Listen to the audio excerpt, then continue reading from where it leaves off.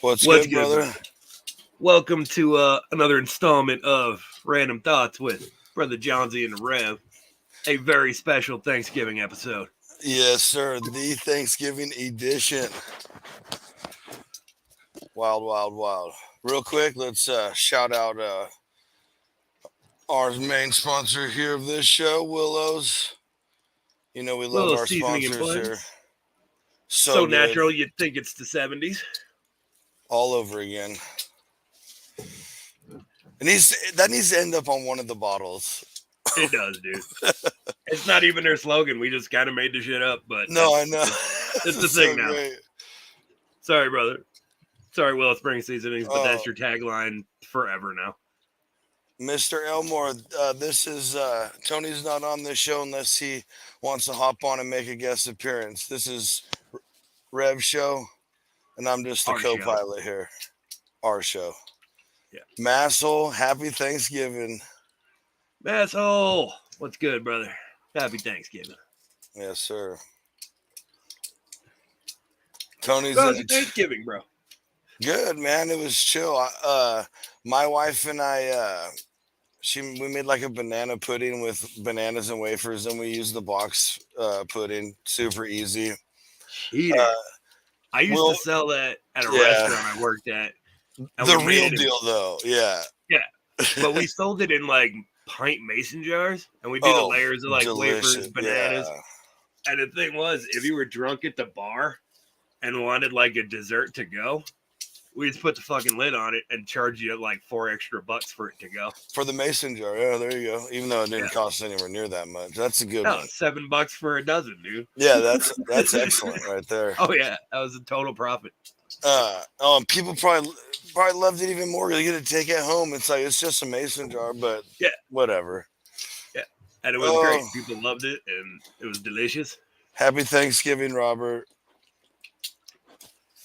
That's my boy. But we made a little homemade cranberry sauce with some orange zest and fresh orange and all that. But nice, dude. You do up a little brandy, a little triple sec in there? No. You know I can't do anything small, right? No, I know. No. Like, that's just not the thing. Like the picture you sent us is like this perfect, nice spread, but it's like, I know some of the elements in there, and that's not just like a simple turkey spread, folks. Not even close, dude. Yeah. Not even close. Like, it's not even just a pie. It's this infused with this pie. Pretty much, dude. Yeah, it's just wild. And like the whipped cream on top was all like handmade with a buddy of mine makes his own fucking vanilla extract and vanilla bourbons and stuff. Oh, that's right. I remember you mentioning that. So he kicked me a couple of bottles of that. So I used that in the whip topping and I hand piped everything. All those designs and shit were freehand. Yeah. I never thought that was a can or Cool Whip or anything. I know that's homemade whipped cream. Homemade whipped cream. I don't like whipped cream unless it's homemade. I'll eat real whipped cream. But the canned or fake stuff, nope. It's just disgusting. It doesn't have the same texture, dude. Like, it's just hydrogenated sugar oil. I'm not even sure. It's like high fructose corn syrup and, grease. All those wonderful cancer-causing agents we want out of this country. What's really hilarious is if you get a can of Ready Whip in England, in the UK, do you know what it's labeled as? No. Look Hazardous? It up. It's called Squirty Cream. Sporty cream? No, Squirty Cream. Squirty cream. Leave it up to the Brits, dude. Unbelievable. Dude, they come up with the best names. Brown sauce. Squirty cream. Squirty cream brown sauce. Yeah. Really thinking outside the box on that one. Hey, we need a clever name for this. How about Squirty cream? Squirty cream. It's cream. Squirts out of a can. Yeah. Brilliant. On the other side of that coin, bro, Cheese Whiz. Easy cheese. Yeah, easy cheese. Yeah, it's like, And we've all eaten it. We've all been that drunk. Sure. Oh Like, yeah. not even heated up, dude. Not even in the Nothing, microwave. Straight out of the jar, Just out of the can. hey, dude, and I'm telling you, real cheese does not squirt out of a can like that. No. That's no cheese involved cheese, bro.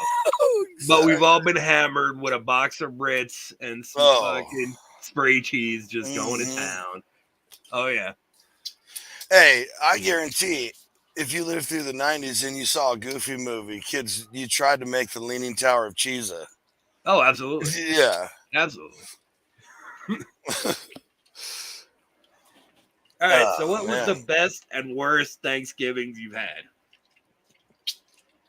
The worst? Let's go with the best. Go with the best first. Yeah, hands down. Like, not like this is gonna like this. It was the absolute best for me, dude. This still to this day. And at my parents' house, right? And my cousins are in from Lake Havasu, and my mom's brother is married to a black lady, and they're like super like most of her family is like all pastors or something in the church. Come from really the Holy Rollers. Yeah. They're really awesome, really cool people.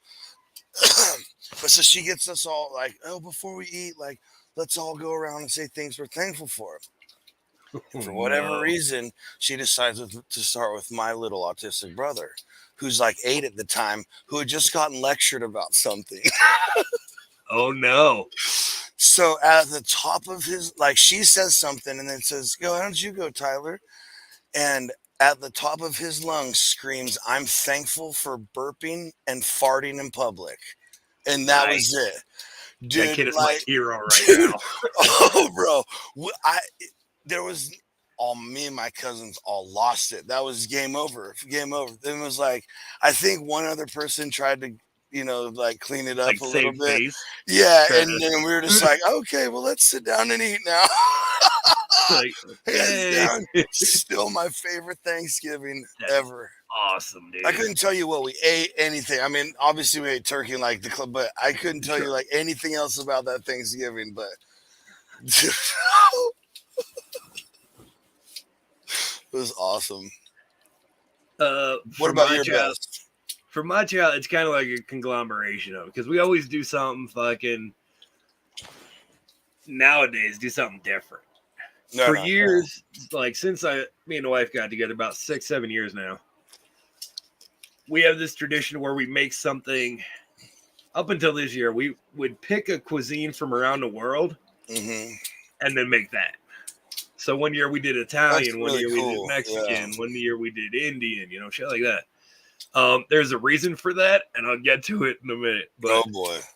Like this year, our kids are in school and everyone's talking about,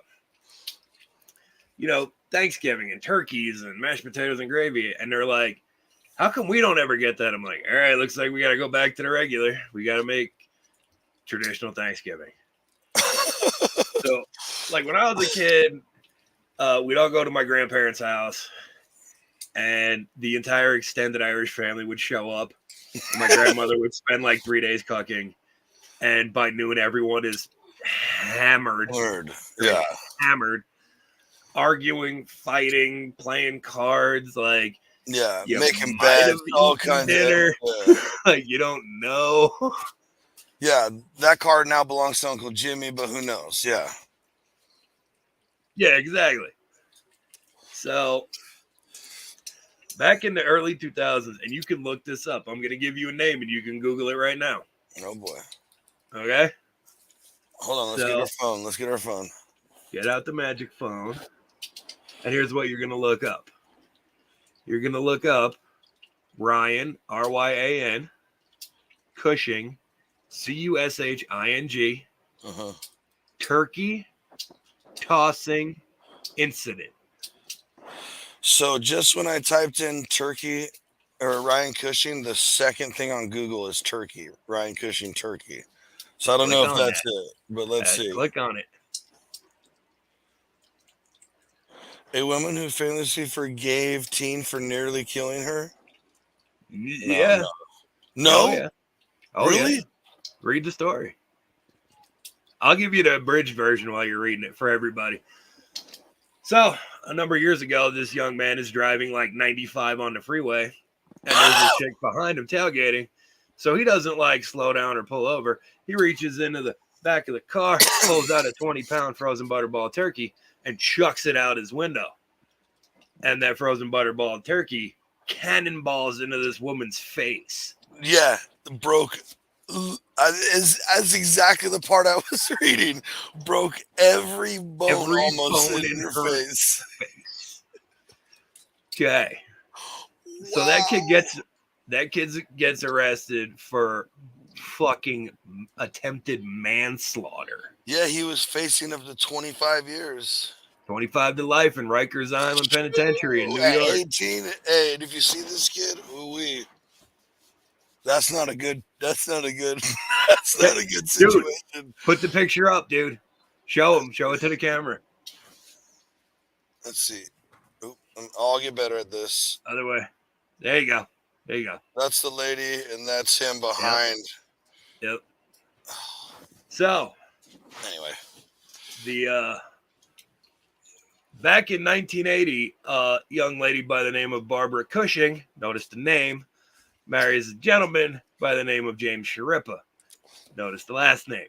No, okay. No way. So that's when my parents got married. That kid is my cousin on my mom's side. Uncle Bobby's kid. Uncle Bobby. Yeah. I shit you not. No way, dude. Needless to say, for a lot of years, we're not a fan of from the Rev, man. Yeah. Needless to say, for a lot of years, we were not a fan of turkeys in my family. Yeah, I get that, right? So that year was probably the worst Christmas or Thanksgiving in our that's family. like, even if you start to say, can you pass the butter, people start cringing and like, they're like, don't say ball. Don't you say ball. Don't say ball, bro. Dude, that's nuts. Yeah. Worst Thanksgiving, I can't really think of like a worse one except for just like, I can't stand when you show up and the food is just garbage.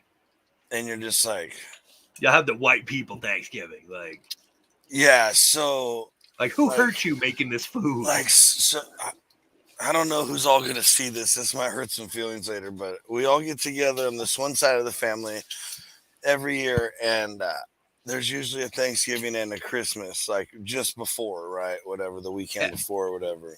Yeah. And,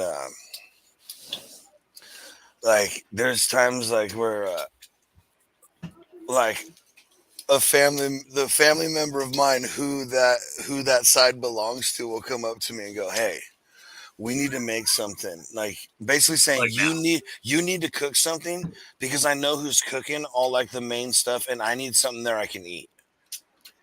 I'm gonna tell you this, dude. So my mom, I love her. She's this old. She's in her 70s. She's a nice old Irish lady. Yeah. Cannot cook. It's one of the reasons I became a chef, because she cannot make anything. It's the worst food on the planet. I love her to death, but yeah. There are some. Like, it's like that though, dude. Anytime, like when she lived down in Phoenix, we drive down to see her on the holidays, and my wife has the purse. You know, the big bag. Yeah. She got like a bear trap and like a change of clothes and like a tackle box. Yeah, a 72-hour kit and extra gas can, a spare tire.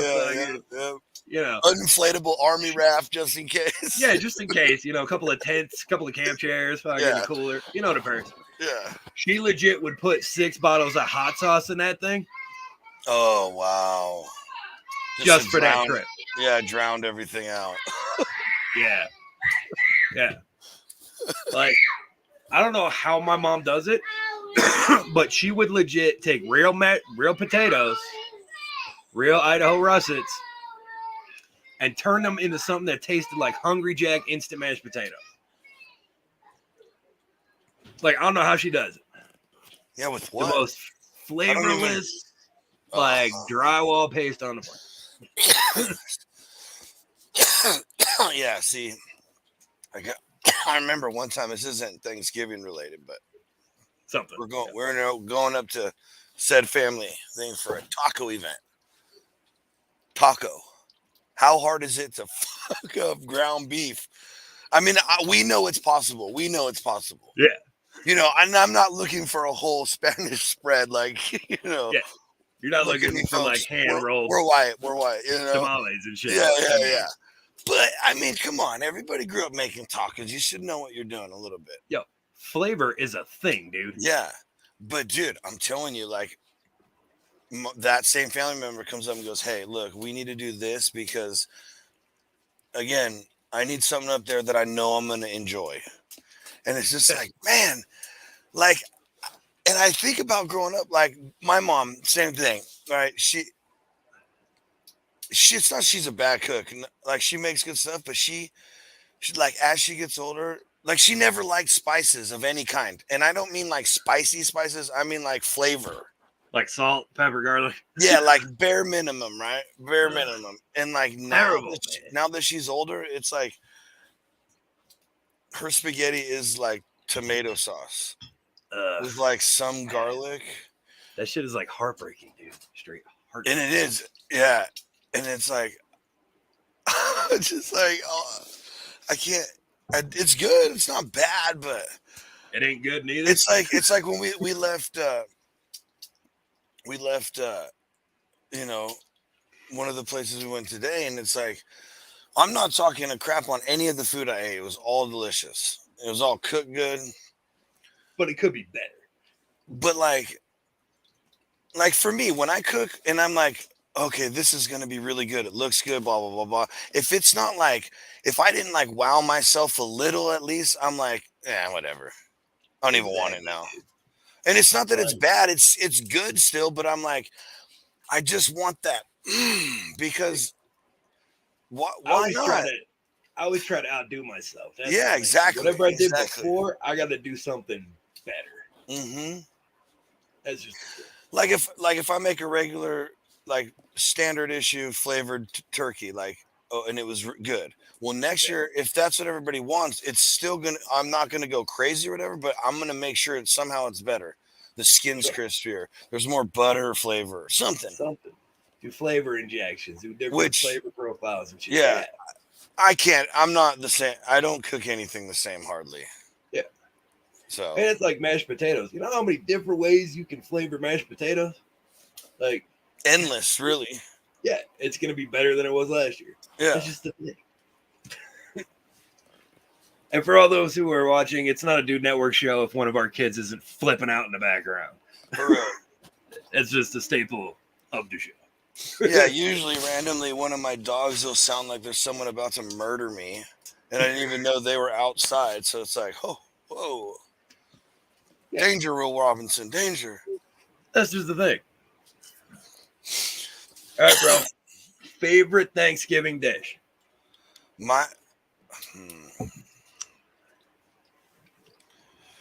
When it's we'll break it down. Okay. You could do favorite sides. Yeah. So here what's up, Chad? Happy Thanksgiving, buddy. So my favorite thing is the combination of turkey, gravy, mashed potato, and roll. Well, yeah. Like not necessarily in one bite, but like that's like if I have to have that, the right? Best plate. My favorite dish though is ham because it's never around. Just like Thanksgiving, it's getting phased out. There's my little rant for the night. Johnsy has a side quest. All right, everybody watching, we're gonna start the campaign. Save Thanksgiving ham. Exactly. Like this year, I was sitting with my mom and we like called my dad out because he's like, I get turkey 2 times a year. That's my ritual. Blah, blah, blah. And we're like, yeah, you know what? Because my mom's birthday is Christmas Day. So she like actually has a serious leg in this argument. Yeah. Because what I'm talking about, like, I want something different, man. I want to do like ham and prime rib or, hey, Tina, what's up? Happy Tina. Thanksgiving. I said that a little weird. My bad. Happy Thanksgiving, my friend. I hope you and Bobby and Cody and everybody else had a wonderful time. But ham, dude, I love ham, and it's just never around anymore. So my favorite uh, dessert is pumpkin cheesecake when it's around. Bro, I did up fucking one of those I sent you, dude. Is Yeah, a bourbon, brown sugar, sweet potato cheesecake. yeah. Listen to that, people. Like, Good grief. and that's always the thing, man, because everyone's pumpkin pie or apple pie or whatever. I'm a dessert guy, man, when it comes to the holidays, so I got to go big. I did a chocolate French silk. I did Oh, the brown bro. sugar bourbon sweet potato pie, that cheesecake, Yeah, and then I did a Dutch apple with yeah, a dude. toasted rolled oats and caramelized sugar topping, like I had to. Yeah. I, literally, okay. Because I'm not a big pumpkin pie guy. I'm not a Yeah, big pecan pie guy. So when it comes to the holidays, I eat apple. Because there's yeah, hardly, unless you go buy the Costco pumpkin cheesecake, there's no pumpkin cheesecakes anywhere, legit ones. yeah. And For me, it's like if I come up with an idea, I'm running with it, dude, and I'm going hard. I just need to do that instead of like worrying about like, oh, I want to do this, and like, you know what? This year I'm gonna make myself my desired dessert. You know what I mean? Like, what do I want to eat? And then Yeah. my problem is my selfish ass is I'm like, uh, okay, you know what? I should have made two because this one is not going anywhere. See, that's what, dude. We legit had 6 people show up at the house. Hmm. 2 of them were the kids. There was me and the wife, and then my 20-year-old came over. And then after he left, one of my best friends for 20 years, my brother AJ, came over, and that was it. And I still had 4 pies. I had to do it, you know. That's the thing. And I know, so I'm the same way. Even if I know, dude, there's been times it's been like four of us, and I'll cook like there's 10 people at least coming over. Bro, I plan on having leftovers and making shit out of leftovers for like a month. And I actually plan cooks like that sometimes. Like, you know what? Absolutely. I'm gonna do some chicken or whatever. I'm gonna pull out like a bunch extra, so I have a bunch of cooked chicken, Yeah, and then I do chicken enchiladas, whatever. Even if I come home and like sprinkle some on a tortilla and have a yeah, chicken quesadilla, yeah, exactly. delicious. Oh, absolutely. Yeah, or like I'll always because I still love top ramen, Maruchan top ramen in the dry pack. Absolutely, I dude. and I will doctor that shit up like it's like I paid $15 for a bowl that bowl Yeah, with dude. my barbecue chicken and shit. Ooh, money. That's some jailhouse shit right there, where you take a pack of top ramen and make a Hey, meal out of it. that's pro tips right there. That is pro tip. Yeah, dude. Hey, for college kids or whatever, pro tip. You eat like a king. Bro, if you were in the service on deployment, in the penitentiary, a broke college kid, like this is Rehab, necessity. anything kind of weird. Anything, dude. Yo, you're talking struggle meals. People are like, oh, we're poor. Really? Yeah. Go get a 39-cent top ramen for $2 at the commissary, at the canteen and shit. You gotta talk about struggle meals. Yeah. Hey, and it was that much when they cost like 11 cents. Said, yeah. You know what?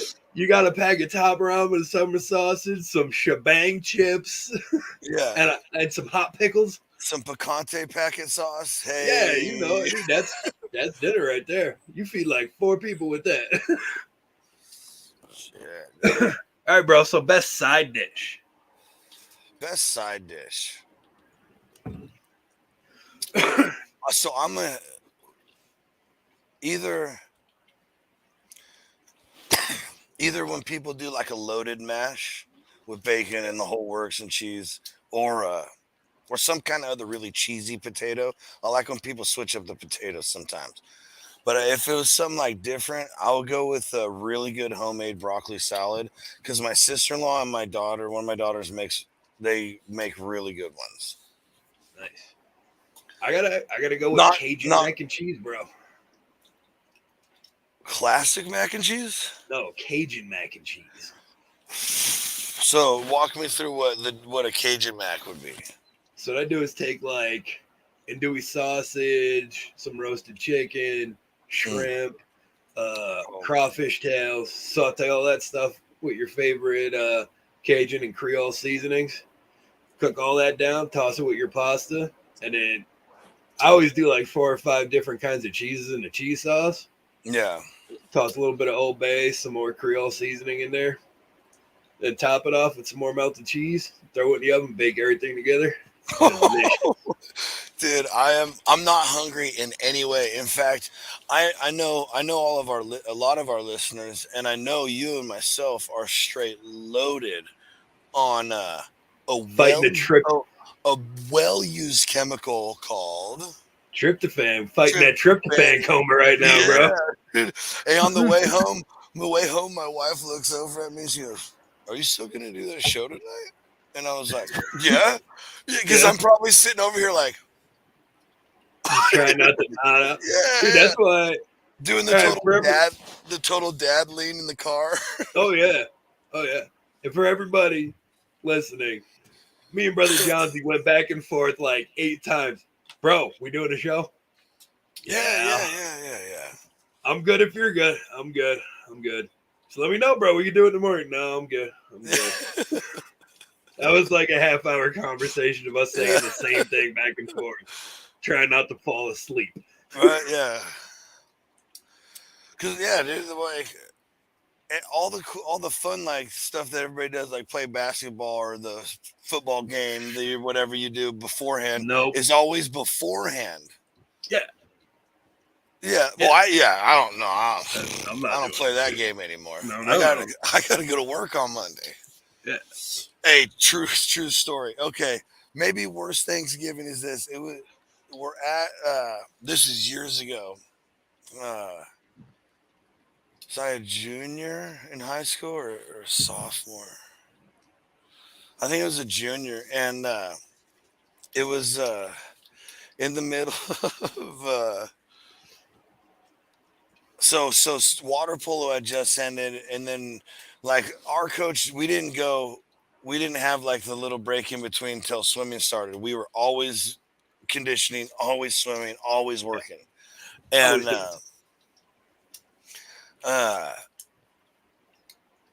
we go to play basketball with some old family friends like we've known for years, and I go for a layup, and Brad steps in under me, the dad, and I come down on his foot, and there's a loud snap, and like how you're talking to a guy who was an idiot for a lot of years, and like the reason we all like Jackass is not because it was the coolest thing we'd ever seen, is because we're like watching ourselves on TV because we grew up doing that. Because we did that was live. Shit. Yeah. Anyway, these guys have a camera and we don't. Yeah, exactly. How many times did you push an idiot friend drunk in a shopping cart? Oh. Like every time you were at the store. Yeah. Ask how many times we did it and there was no one under the influence of anything. Yeah. Yeah, we're just like, oh, look, there's a ramp in that sidewalk right there. Get in, dude. Yeah. Dude. Like I laugh about stuff. There was this post on Facebook of like someone holding onto the back of the car with snow. I'm like, oh yeah, go on ice. Like we used to do that like at 30 miles an hour on a skateboard, dude, like warping wheels and shit. Dude, when I was a kid in New York, you take your bike and fucking just grab onto it, a bumper of the bus, dude. Yeah. It's gonna go exactly where you need to go, and you didn't have to waste $1. Yeah, like that scene in Back to the Future when he grabs the car when he's skateboarding. Like that was frowned upon, but that was a daily occurrence, man. We used to crap like that all the time. It cuts the skate home in half. That's for sure. Sure does.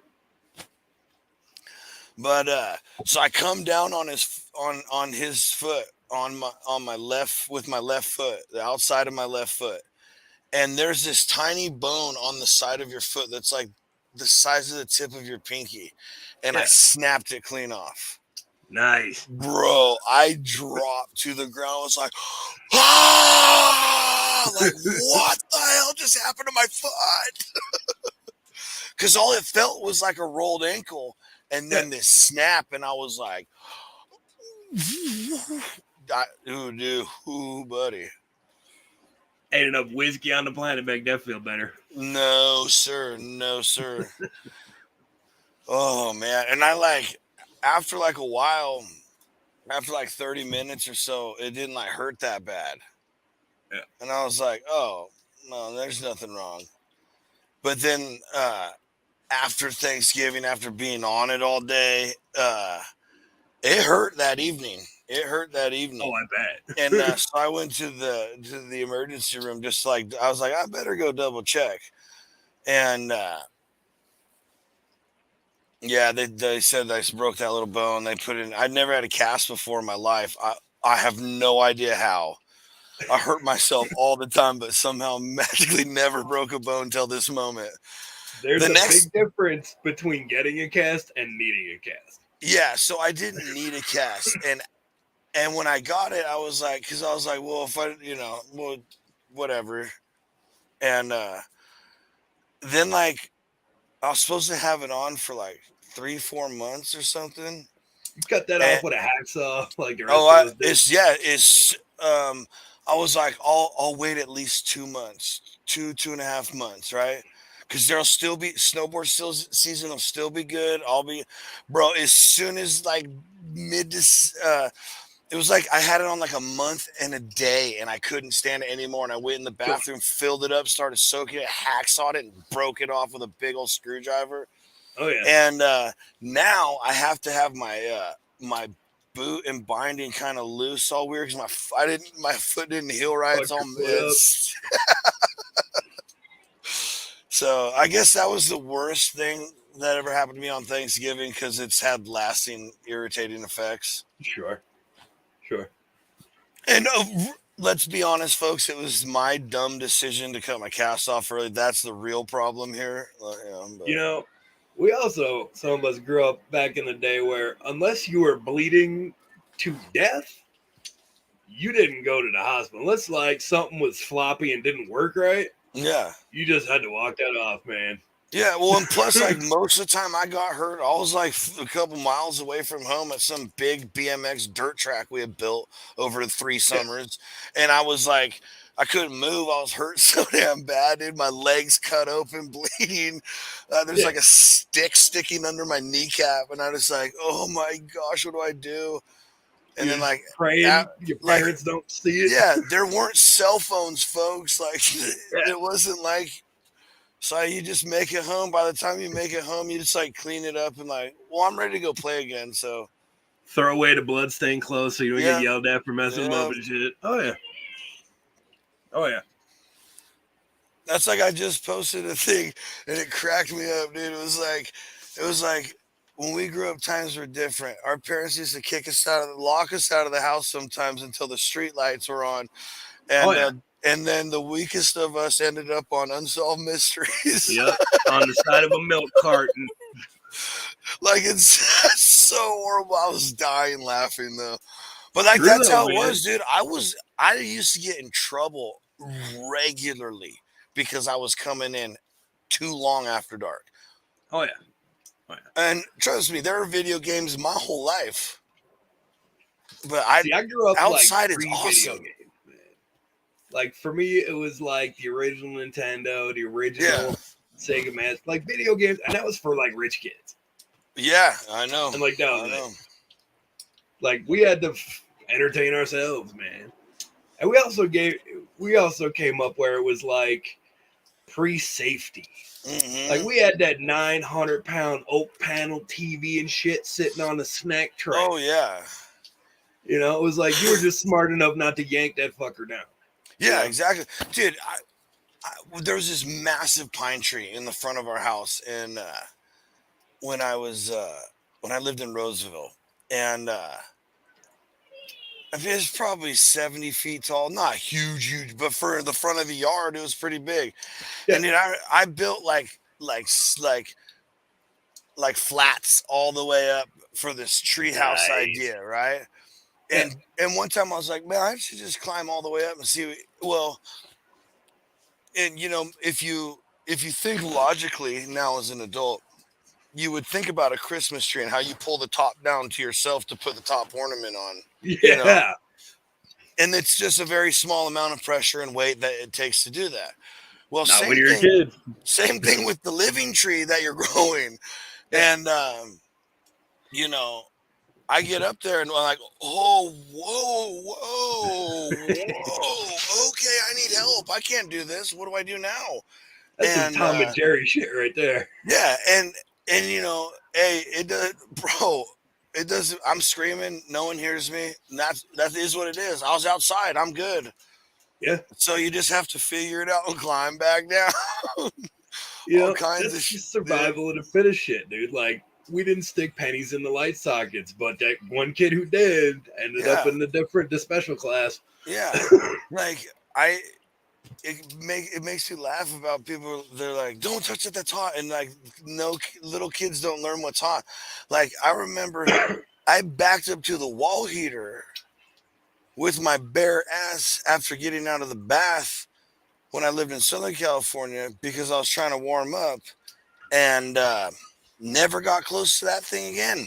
I was gonna say, I bet you never did that shit twice. No, because the burnt lines was enough for me to learn once. That's a good reminder right there. Yeah. Every time you sit down, you're like, oh yeah. Oh yeah, I shouldn't do that stupid shit anymore. Hot things.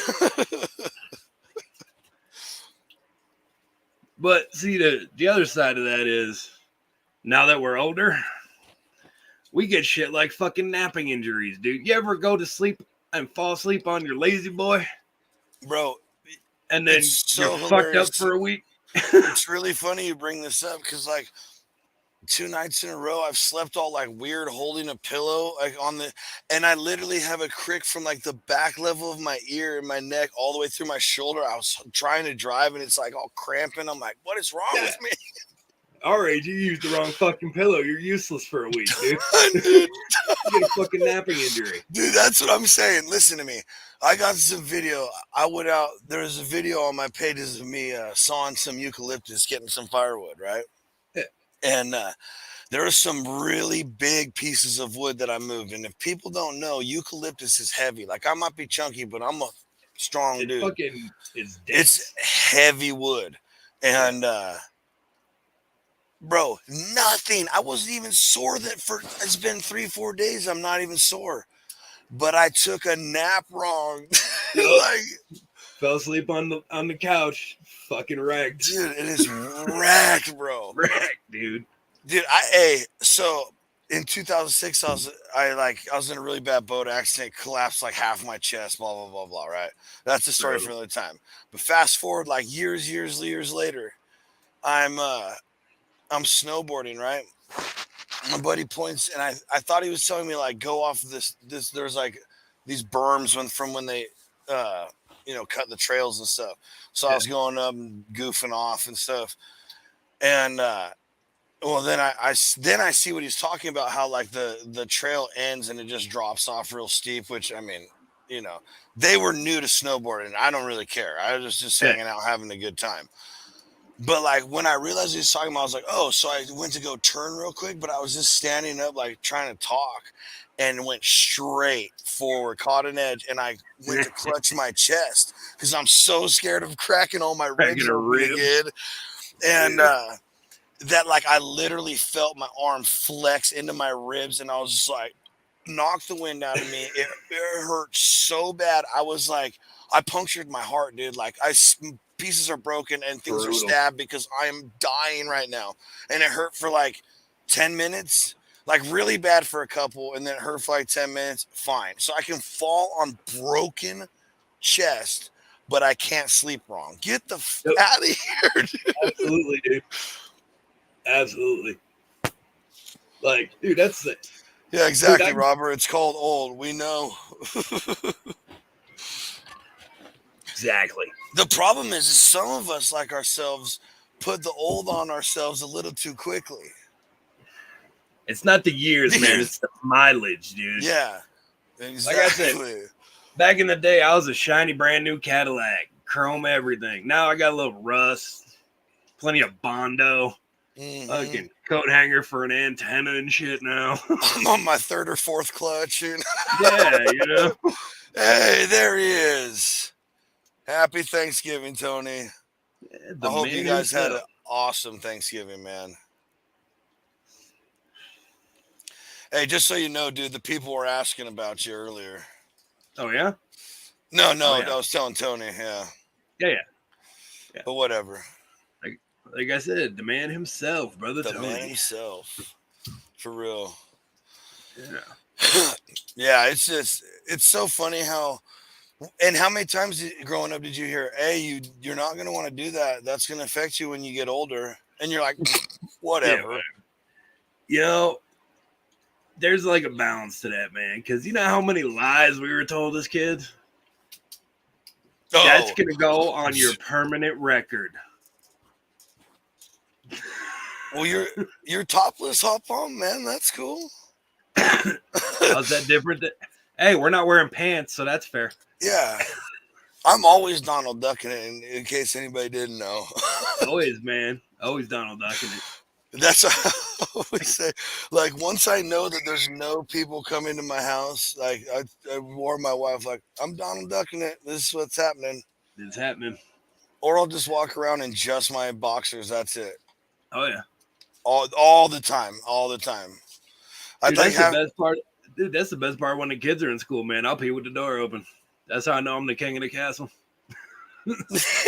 Oh, yeah. Why would we start walking down the hallway? Are you peeing with the door open? Oh, yeah. I'm still like, I'm one of those guys who still religiously pees outside. Like, the bathroom is right across from me, and I'll get up and come out. Like, I enjoy it. Something about that cool breeze, bro. Yeah, I don't know. I'm a weirdo. People probably think I'm a freak. I don't care. Country living in the city, mofos. I'll be impressed if you just open a window. Just get the art going. Hey, I've done it. Not here, but I've done moves like that plenty of times. Oh, yeah. Hey, I've been driving a stick shift with no cruise control and peeing in a can on the freeway. Because I think not we've all done the trucker bomb, bro. Yeah, dude. I am not pulling over again. I'm getting frick home. Oh, yeah. That's usually the move on the way back from the in-laws' house. Hey, dude, in an 88 Toyota truck where the seat doesn't move back like you are where you are, the steering wheel doesn't move down. Like, whew, let's do this. Let's do this. It's happening. That's why Gatorade bottles are a beautiful thing. Exactly, dude. It's not by coincidence that hole is just that size. That size, yeah. It's perfect. Strategic planning right there. Robert's trying to start shit over here. He says yeah? Johnsy was a badass Boy Scout sergeant. And there's no such thing as sergeants in the Boy Scouts, buddy. I am, in fact, a Cub Scout den leader. I'm actually an Eagle Scout. I went all the way with Very cool. I finished it because you have to finish Eagle before you're 18. And if anybody knows me, long before I was 18, I was already in my very colorful years. But somehow with my dad's persistence, I managed, and it's been a really good thing for me over my life. Oh yeah. So, and it's cool that I did something like that. It's not easy. Like, to do your final, number one, you have to go through all the years, get all the merit badges, go to all the crap, do all the things. But then at the end, you have to do a service project that totals like a lot of hours for a guy. You're talking like mine. It's like 150 man hours, I think it has to be, or something like that. And it goes up or goes. It's changed a couple of times, but. Dude, I ended up my dad made me. He made all these little flyers. He's all, pass these out of school. There's plenty of clubs at school, and I was like, I don't give a frick about this, dude. Passing these out, but for some reason, I ended up passing a handful of them out to people, and so I got out, dude. Like, I had to turn people away. I was like, I don't have enough supplies for what we did is we stripped. There's a wood playground here, big old playground set, and we stripped all the wood and re-lacquered it and stuff. Nice. And yeah, I just had to tell people. Like, I got a buddy who owned He owns a bunch of Little Caesars and Jimmy John's and Crumble cookies and stuff. And so he donated a crap ton of Little Caesars pizza. Like people were showing up. I was handing them pizza and saying, thanks for coming, but I have nothing for you to do. We appreciate you. Sure. Yeah. And people were like, all right. Like some people would like stick around in case anybody left. But like, yeah, I had like some hardware store donate a bunch of freaking paintbrushes and buckets. And all all that stuff. Yeah. And dude, I could not. Yeah, it was crazy. So that's cool. Mm-hmm. Very cool. See, the Rev isn't the only one with cool stories. Yeah. So yeah, there. Take that, internet. John Z's an Eagle Scout. I have finished something in my life. What's the Scout motto? I never remember which one it all is. Like there's the really long one, like a Scout is brave or Scout is that's honest, the Scout oath. Yeah, there's like 15 things. Yeah, the Scout motto is easy. Just do your best. No, it used to be something different than that, dude. Mm-hmm. So you got like the Scout motto, just do your best. There's the oath, the motto, and there's something else. There's 3 of them, isn't there? Yeah, there's the Scout motto, the Scout oath, and the Scout pledge. Pledge, yeah, the pledge. And yeah, no, it's been a salute. Yeah, it's been a long time. I mean, I remember the 2 fingers, 3 fingers for Scouts. So, you want to hear something ridiculous? Let's hear it. Okay. So, does anybody know who Muammar Gaddafi was? Oh, yeah. Okay.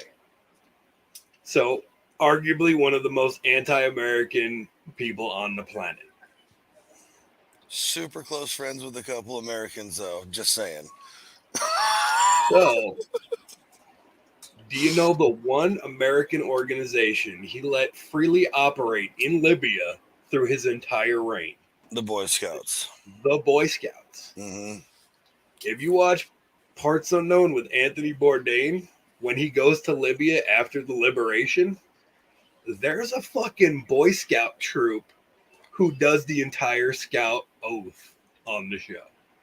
Oh, shit. I don't think I've ever seen that one. In fucking Libya.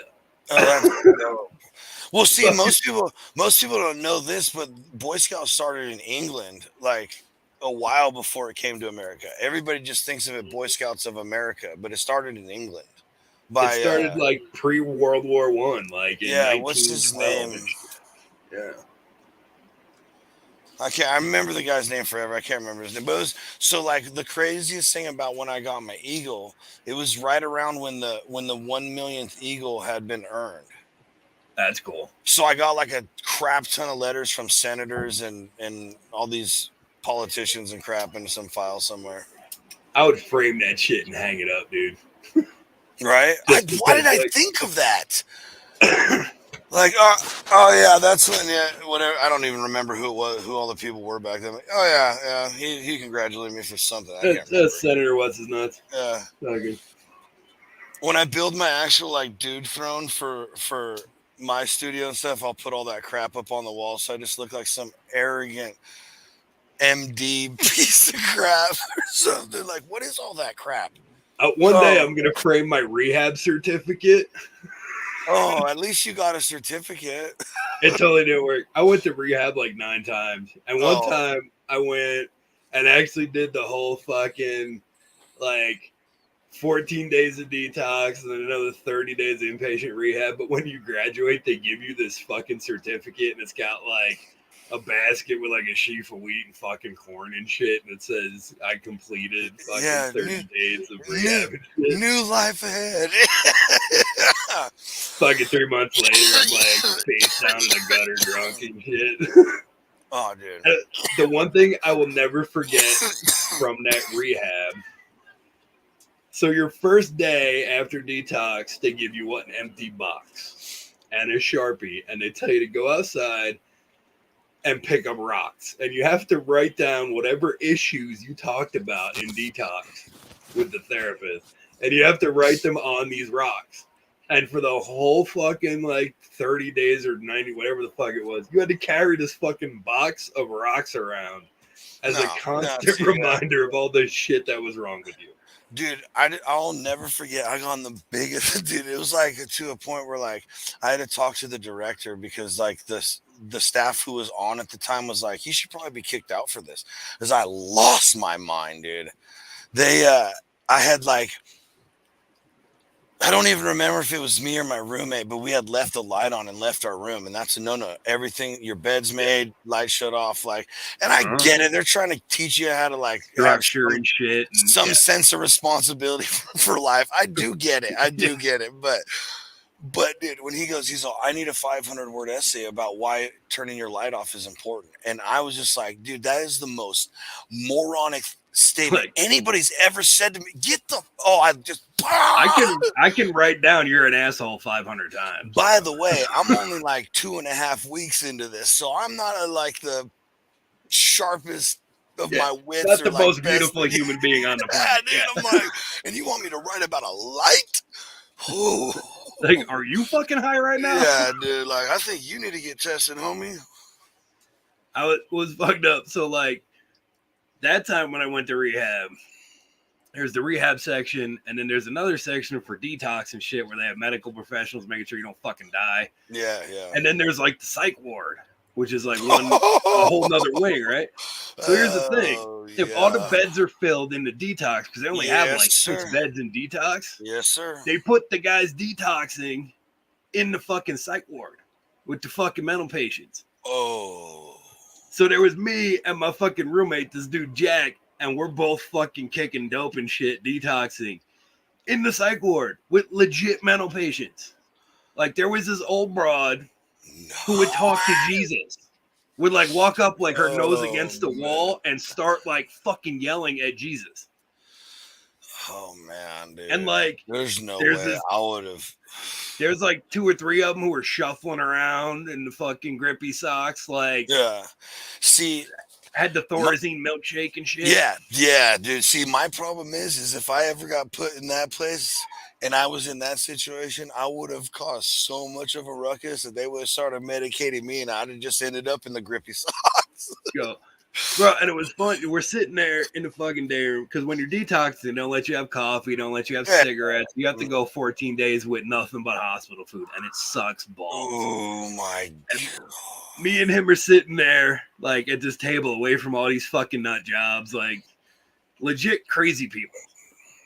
Like, have been there for a while and aren't going anywhere. Yeah. Like, their room doesn't have a fucking doorknob. Yeah. This is their permanent address. Yeah. Like, they've been there before. They're coming again, you know. Mm-hmm. And I look up, and it's right when fucking Charlie and the Chocolate Factory got released. You know, the one with Johnny Depp? Yeah. Oh, no. And they had it fucking playing on this TV that was bolted to the ceiling and shit. And mind you, I'm like 4 days in the detox. Like, I can feel the world turning around me. Yeah, dude. You're not sleeping. You're losing your mind. Like, I'm kicking booze and dope and fucking like formaldehyde and basically every substance known to man. Jack's over there fucking shaking from the DTs and shit. And I look up and all I can remember is the squirrel scene from that fucking movie and Johnny Depp going, don't touch their nuts. And I look around and there's nothing but fucking mental patients and shit. Yeah. There's this one dude. Don't touch their nuts. Don't touch their nuts, dude. There's one guy in the fucking, like, the rubber room with the glass window, like, screaming at the window and shit. I'm like, oh, this might have been a bad decision. Hey, dude, so there's one guy who was, like, a staple at the county for a while till finally he was always in this one cell, dude, right across from intake, man. And till finally, like, the last time I asked about him, they had sent him up. The last time I heard, he went to DVI, which is then you go to another prison, right? And but dude, he called himself Cyborg Jack, and like he did everything from film you with his eyes to he could kill you with laser vision, and he had that straight up PCP voice. You know what I mean? But the dude was like so fucking talented, bro. He had the most sickest, insane cartoon, huge face drawn in the back, and all this art all over the cell. So sick looking, but he was just woo bonkers. Gone, bro. Gone. And I'll never forget, dude. I was on the phone.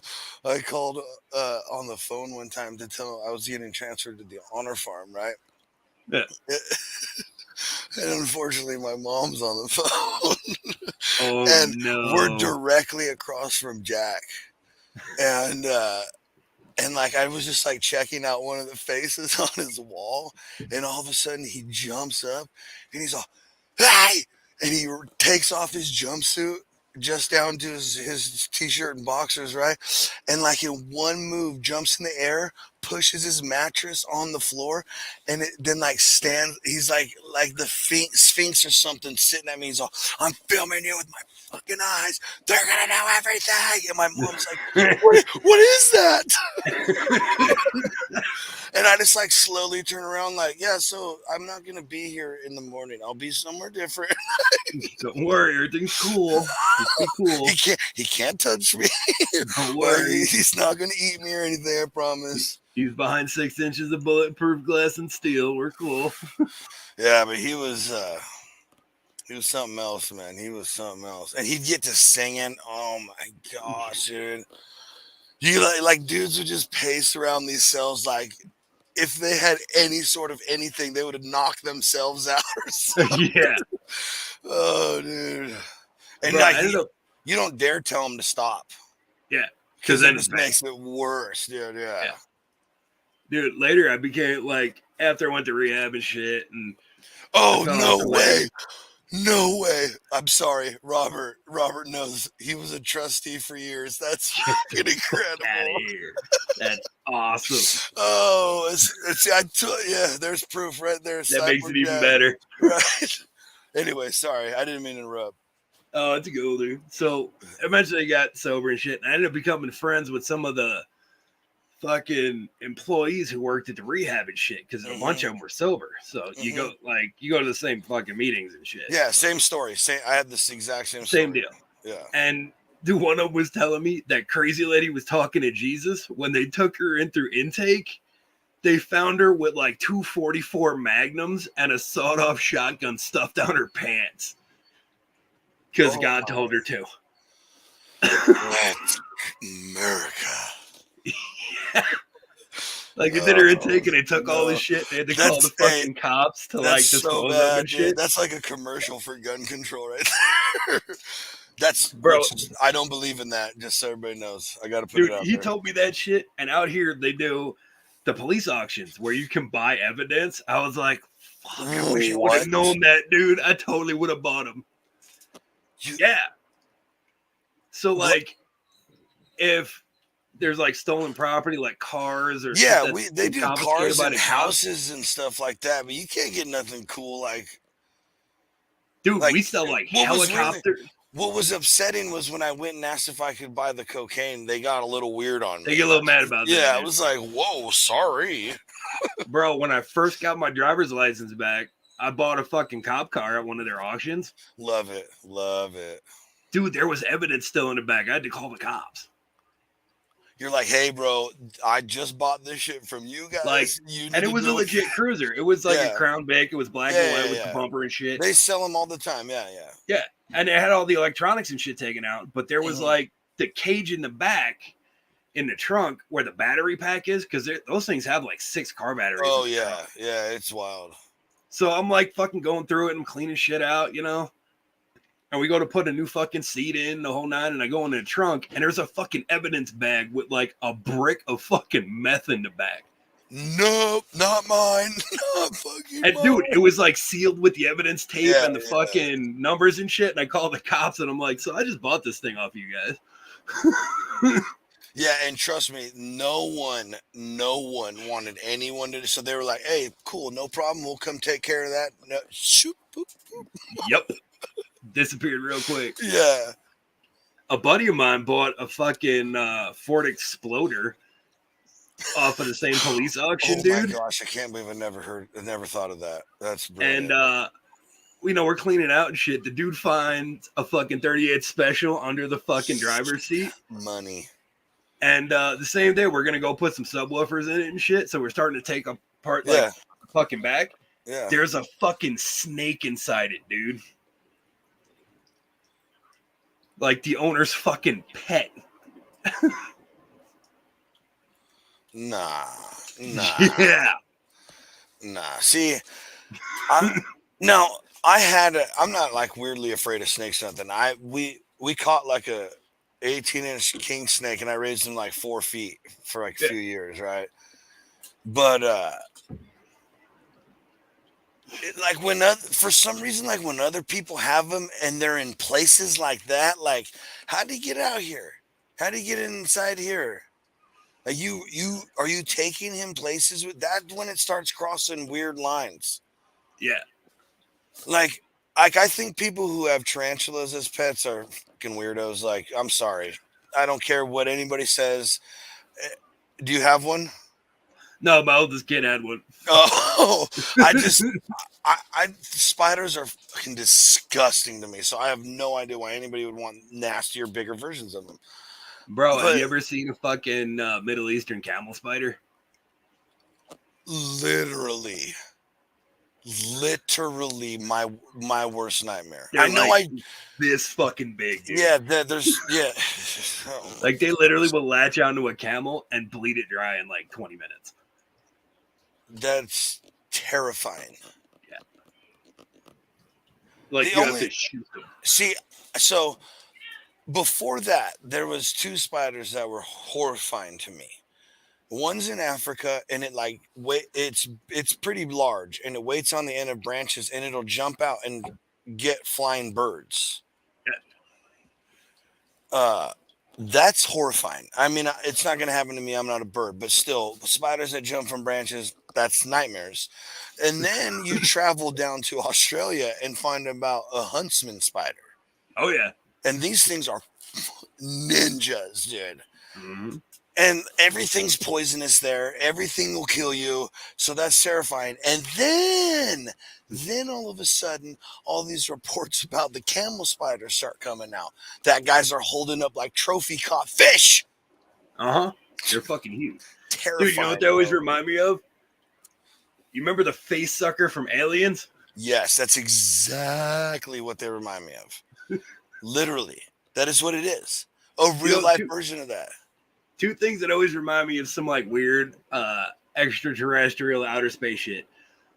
So it's like big ass spiders like that, or like octopi.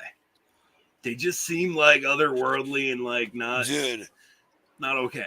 Right? And so I was scuba diving down the Cayman Islands, right? And the guy like points, and there's an octopus, and I'm like, well, we should fucking leave. They're really aggressive. They're assholes. Octopus are dicks, and they will mess you up. Their beak is insanely strong, and they'll just hold you, squeeze you, peck you to death for no reason, like whatever. And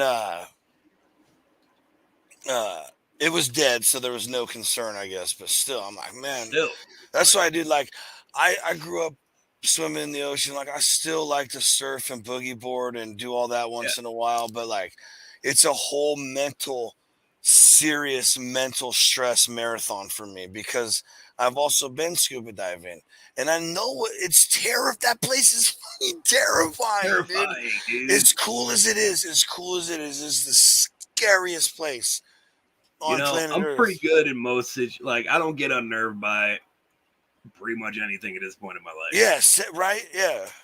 But you know what gets me is submerged objects. Like when you see like shit that's not supposed to be there, that gives me a little heebie-jeebies. When you see like a full-on airplane just sitting in still water. Oh yeah, dude. Or it's like a little unnerving, dude. When the lakes get low, and then like all of a sudden there's houses, and you're like, okay, like yeah, we all knew that there used to be a town back here, but when you fucking see, you're like, did you drown all these motherfuckers?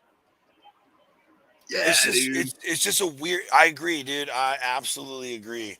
It's something just like, and that whole town thing is like, yeah, so there's buildings and whatever, but there's probably a fucking cemetery in that town.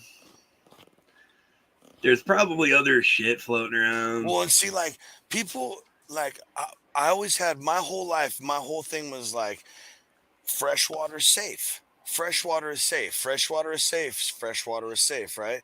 Nope. I know there are places where freshwater is not safe, but then this really cool, clever British named Jeremy Wade came out with a show called River Monsters and showed you all the absolute I mean, I'm a super fan of that show, but there is literally horrifying everything everywhere. That can eat you, dude. Like literally everything's gonna kill you.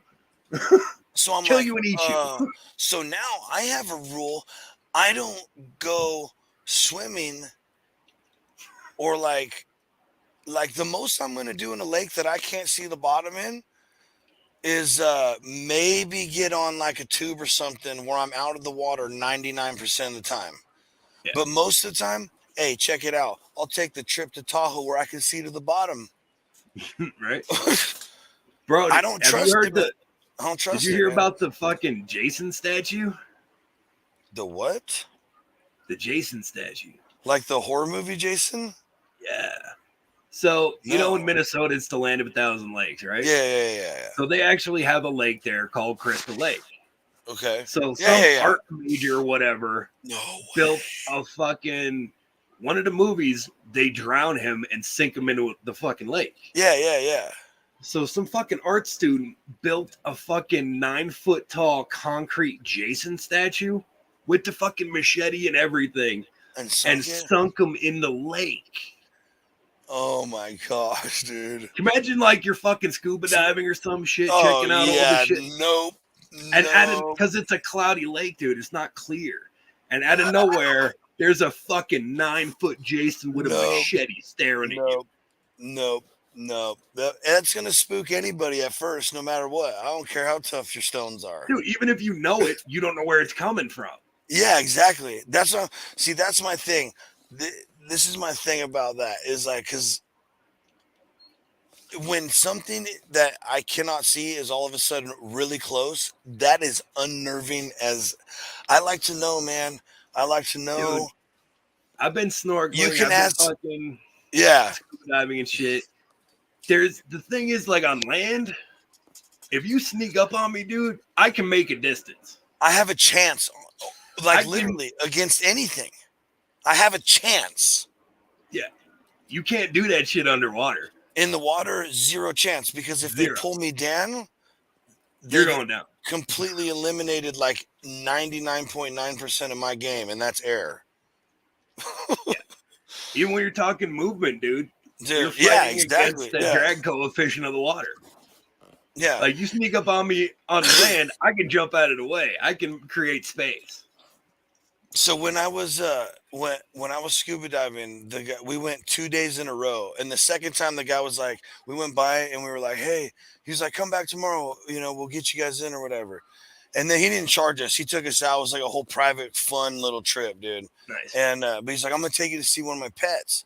So I'm like, what pet? Nope. What wild? What wild pet could this guy possibly keep close, right? So we go down. You go down all this coral, like everything's really. I was living Finding Nemo, man. I was exciting, right? He takes us down to this rock under the water. This rock looked like it was this tall off the sand. This piece of coral, and he pulls out a piece of calamari. This was when I realized, like, whoa! This dude's swimming around with food on his side the whole time, like bait. That's immediately when a lot of things started to change in my brain. And I was already so close to the situation, there was no going back. So I watched him take this calamari, and I'm doing all these calculations about where I'm at and what these things eat. And he's carrying it on him, and I'm already dead. And he goes like this, and this 7-foot nurse shark swims like 18 inches from me. Now, nurse sharks cannot bite you. They literally can't bite humans. But don't mean they ain't got friends. Listen to me. Explain that to my brain. Well, I'm 18 inches from him. And the most terrifying thing ever was when it went like this, grabbed the calamari and went back under the rock, was the wall of water that hit me from his muscle movement. And I was like, we have to leave now. And I went through 2 hours of air in 25 minutes. Yeah. I had to breathe on the guide's tank on the way out because he wasn't sure if I was gonna make it, dude. I was like, no shit. I already saw the dead octopus. That was scary enough the day before, man.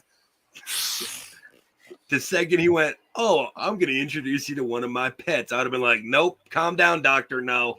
Well, yeah, I should have been. What kind of Dr. Evil sharks with laser shit do you have going on? I'm not doing it. I thought maybe there was like a lobster or a crab sitting down there somewhere. No, dude. Nope. No, it was. And so it's the messed up thing, dude, is like I want to go do that. Like I want to go abalone diving and go, spear fishing and all that. But I can't. But that's different. But I also can't do that either because as soon as you hit that fish, now you have to get out of the water. And I live like where you go do that, like the best places to go do that in California is up north where it's really cold. Yeah. Where the sharks are. Yeah. It's just a fact, dude. And I'm like, here it is, folks. I don't have the stones. I don't have the stones to tangle with jaws. It's not even that. Dude, at this point in my life, I don't fuck around with things that are going to eat me. Like, yeah. And I'm not a pussy. Like, I go out into the woods, and I go, because in California, if you have a deer, if you're bow hunting and and during deer season with a deer tag, you cannot have a firearm with you. It's bullshit, but whatever, right? Yeah. So I do that. I obey those rules because I don't ever want my license taken from me, right? Yeah. Yes, we have firearms with us. It's just when I'm doing my little walk to wherever, I don't have it with me, right? Or if I know I'm only going for some bear or whatever, I'll leave my deer tag at camp. Yeah. And but see, that's different though, man. Because but here's the deal. Shoot a fucking bear. Yeah, well, and that's what people always say. They're like, "Oh, for the bears, right? You bring the guns for the bears." And I say, "No, I'm not afraid of bears at all. I'm not afraid of bears. Like I've watched charging grizzlies in Alaska and stuff get stopped by people just get it. That's like, whoa, we lost Rev. Oh no." I guess it's just me for a few minutes. We'll see if he comes back.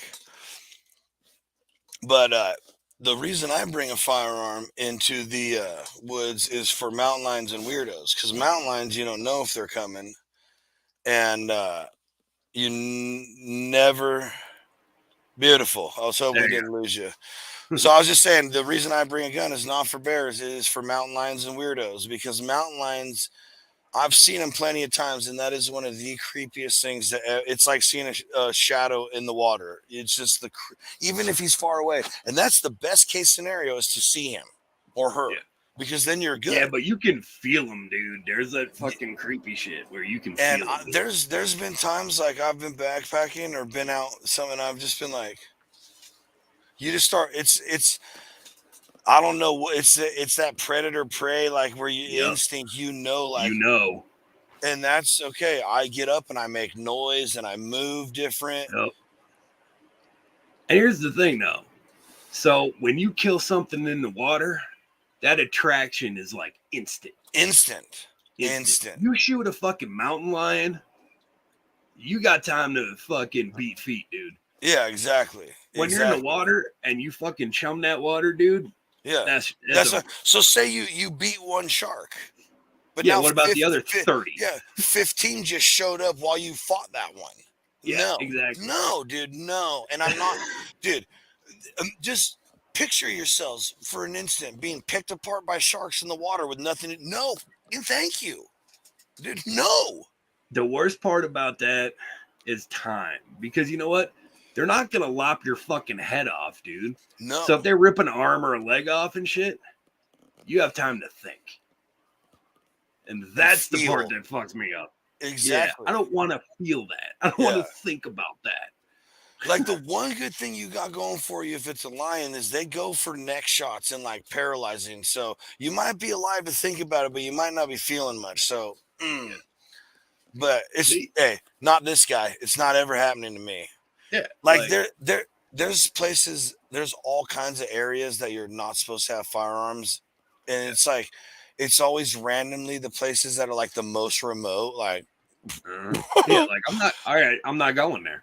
yeah, no, we do all the time. I just don't bring a handgun. Yeah, exactly. Yeah, I would never break those rules. Yeah. Like, Well, I'm guess what? sorry, dude. I know a couple of people who've been to like South Africa and they've gone on like the Serengeti fucking trips, and they're like, you get to see lions and tigers, and you are literally in a convertible fucking Nope. like Range Rover in the middle of a wildlife refuge. No guns, nowhere to go. Like, nope. There is no help coming. Dude, have you ever? There's a video from like the it's maybe it's not that old, but like or 80s or something. Like, it's an old film, and it's a safari, and this dude gets out of the car. All these lionesses are laying, there's like 7 of them all laying down in this tree in the shade, and they literally are like, oh, look how cute. You can hear all these idiots just like, and this guy gets out with his camera like, I'm gonna get, and this cat, she looks at him like, you can literally feel in this video and see her like look at the dude get out of the car, look back at all of her and go, is this dude for real? And he gets close and she just goes, I'm sorry. Boom. And he's gone, dude. That's it. Yeah. Game over. Yeah. Like, you can see the Grim Reaper in the background. Dude, it was just like like, you know. Like, it wasn't even a video where you're like, oh, oh crap. You were just like, well, yeah, well, yeah. You deserve that, dude. Like, what? Yeah. Like, you know what? I will say. Go ahead. Well, I'm a white dude from the burbs, and I've been around the block a couple of times. There's certain neighborhoods I'm not going into. I'm not stupid. Nope. Yeah, exactly. You don't see me in fucking the Lower East Side of Chicago. You don't see me in Boys Town. Yeah, I don't go. I mean, I'm from Southern California. I don't go driving down streets of LA. Like, I know what I'm talking about. You're not cruising down Crenshaw Boulevard in Watts and shit. Negative. I ain't going to Whittier and like, hey, what's up, fellas? Yeah, I'm not doing that. Granted, in my younger days, I definitely did stupid shit like that, and it's a miracle I'm still alive. But you know what? That's what age buys you. The wisdom not to do that shit where you're going to die. Exactly. So, getting back to the crazy animal, like, my biggest dream, dude, would be to have, like, there's this guy in upstate New York with him and his wife, and they run a bear refuge. They got like 6 or 8 bears, right? Couple black bears and mostly grizzlies, dude. But one of these bastards is like 1,400 something pounds. Massive, dude. He's like 9 feet tall. His head's like fucking huge, dude. Like the front of a Volkswagen. Yeah, dude. Yeah, I don't even know. Ridiculous, dude. And like, so she and this lady is in the pen with them, feeding them, taking care of them, and like they'll like, she'll like pat him on the butt, like, move. And they just like listen to her and stuff, dude. And the craziest thing is that guy comes home from work, comes into the pen, and that 1,400-pound bear runs across the enclosure and like 20 feet from him stands up on 2 feet and gives him a big old hug and like nuzzles him like this. I can't deal with that, dude. Bro. That's my freaking dream. Bro, have you ever seen the Grizzly Man documentary? Oh, yes, dude. And that guy was a moron, man. I'm sorry, bro. So apparently the producers of that have the last footage. Yeah, I've heard that. And did you hear the interview with the producer? Because he watched it. And like, you can't really see anything. Yeah. But the audio is running the whole time. Oh. And you literally hear this dude, like, you see him drop the camera. And like the bears drag him off in the woods, and it's literally an hour and a half of this dude screaming to death. Yeah. It's like the most brutal shit you can hear. I'm I'm not doing that. Like, why would you do that? No, and I get that. That's like the thing that's like how do they know? Like, and here's the thing, like, and he talks about it in like because I watched a documentary on that guy Yeah. with his wife, and he talks about he's like I have to be careful because like even them playing with each other, if I'm caught in the middle, I'm dead. If he rolls over on me, I am dead. You know, And you got to realize that's a 1,400-pound killing machine. That's what they do. the only thing it was meant to do, it wasn't meant to live like in that enclosure and be like that. You know, No. he was a rescue from somewhere. His parents were in captivity. You know, Still, man, they still have those instincts where it's no, that's what I'm saying. Like, because it was funny. He's sitting there and that big one's like right over here, like his head over his shoulder right here, and he's just talking about him. And this other one like gets close, wants to say hello, and right in front of him, he's all, bro. Right then, I would my soul would have left my body. Dude, you know how many rolls of toilet paper and extra pairs of pants I would need for that, dude? No, I would have been a limp brisket to them. I would have been a dead piece of meat they could have just played with because my soul would have left me, homie. No. Like there would be a puddle under my chair, dude. Yeah. It would have been like, huh. Yeah. Like, I don't care how tough you are or what kind of bad dude you think you are. Like a 1,400-pound killing machine chomps at something in front of you, you're crapping your pants. Like, I don't care how tough you are. Like, in the 90s, whenever, like, cartoons or something, like, immediately something happened, their ghosts would just that's exactly what would happen to me. Yeah. I would just, like, float up and be like, well, yeah, what were you doing there, idiot? Yeah, exactly. But it's still my dream. I have like this psychotic pet thing where I want a giant grizzly bear who just loves me to death, and then a massive gorilla who loves me to death. So you want to be a supervillain, is what you're saying? Essentially, without the evilness, because I don't care think you can do both, bro. I know that's why I'll never have my dream pets. I know these things. Like, I'm aware of the situation. I'm just saying. You need like that wing of your house that has like stolen artwork from all over the world and shit. And yeah, exactly. Yeah, your pearl-handled, like gold-plated hand. I have these ridiculous gemmed canes, and even though I have no limp at all. Yeah, exactly. And I only use them when I'm sitting down. Yeah, you have people like bringing you a pipe and fucking lighting your cigarettes and shit. Like, yeah, they bring me the wrong fruit and I throw it at them, slap it at them. Yeah, you send them down to the torture pit with like the gorillas, like the boo box. Yeah, you set up these gladiator style fights to the death. That's why I'll never be like that. I'll never have that kind of power because I would. And it sounds so terrible to say, but at some point you'd want to be like, hey, well, I do want to see you try and beat that dude's ass. Yeah, Like, hey, I'll pay the winner $10,000. How about that? Like, how do you think UFC started, people? Yeah. Because inherently people are fucked up. I mean, they've been doing this since Rome. Like, I know we don't slaughter them to the death anymore, but I mean, you talk to some of these fighters afterwards, see what kind of life that is. What's worse? Like getting your head lopped off in the arena or having brain damage your entire life? Yeah, for the next, I don't know, because you're done in 10 years for the next 50? Yeah. Like, you seen Death to Smoochie, dude? No. Go watch Death to Smoochie. There's a character, and his name is Spinner Dunn, and he's a retired boxer, and he has, like, the brain capacity of an 8-year-old. Yeah. I mean, it's, like, the great epitome of what it's like to be a fighter. Like, you can only get punched in the head so many fucking times. I mean, the greatest of all time, Muhammad Ali. Exactly, dude. And what's fucked up about that, if you watch some of the early film footage of him, he was a brilliant dude. Dude. He was fucking eloquent when he spoke. Yeah. He knew tons of shit. But I'll never forget for me, like when I realized it was like the fall of Troy with him. When he went to light the torch in the Olympics that 1 year.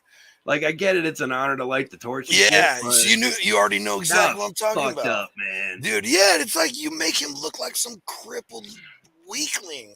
Yeah, like you can't take the greatest of all time and make him look like that. That shit ain't right. Agreed. Yeah. Well, brother, what do you think? We've been doing Yeah, this. I was just about to say that. 'Cause otherwise, we're just gonna keep rambling all Keep night. going. Yeah. Well, brother, It's been a great night. it's been a very special Thanksgiving episode of Yes, Random sir. Thoughts. Hope everyone out there had a great Thanksgiving. Yeah, absolutely. And come back tomorrow night for our weekend kickoff party. Yep. I don't remember who's on, so I apologize again. I'm pretty sure it's going to be Tony and Nombre, you and me, and we're going to have a spectacular special guest. Like always. Yeah, usually.